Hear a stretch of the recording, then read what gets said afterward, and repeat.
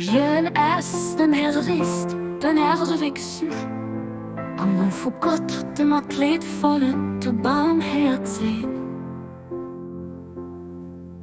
Gelobt als Gott, den Herr von aller Welten. O Herr, mein Gott, mein Hafen an meinem Dach, wer kann echt so gut dran nehmen? Sie wird auch mal der wunderbarste wieder vor Verherrlichen oder den Exequanten oder Verlust.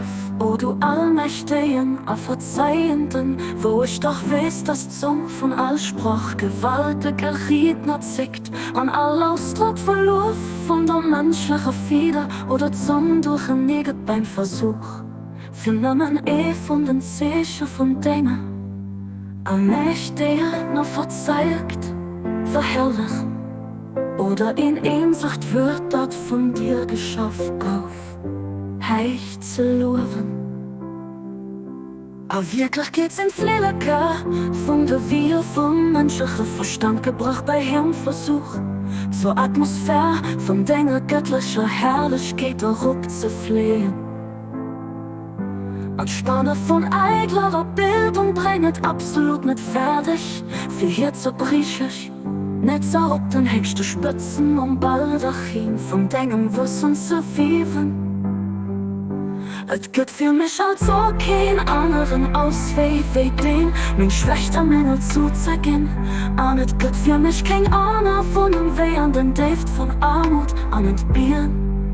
Aber wirklich geht, als Unfähigkeit, dich zu begreifen, der Sens vom Verstohlen, a Geständnis von Menge, dat Insichtmittel bei dich zu kommen. Zogi von Armut, Quell von echtem Reichtum. Oh, herrscht in mir an Dingen, ob richtigen Dinger gnädig, so seid an Eiser an Erwerfung für Dinger herrscht, will der Geist an Eisen bieten.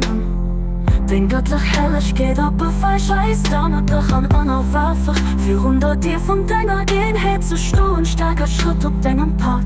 Oh mein Herr, mach mein Herz ein Lichtstrahlen, die vom Himmel von deiner Geheimnisse auch auf Schiene. Erfrisch mein Gicht mit der der Lüftchen, die aus dem Paradies von deinem Pardon an deiner Verzeihung bläst. An der fremden Seele durch die beliebenden Orten, die von der Ways von deiner Herrlichkeit aus verprägt.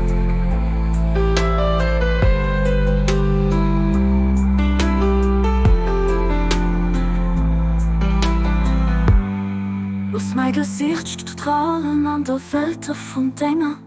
En het am Erlab, dass ich zu denken, obrichtigen Dinge, gezielt gehen zu Dinge, kniechte Gehören, die fest aus Sache stehen.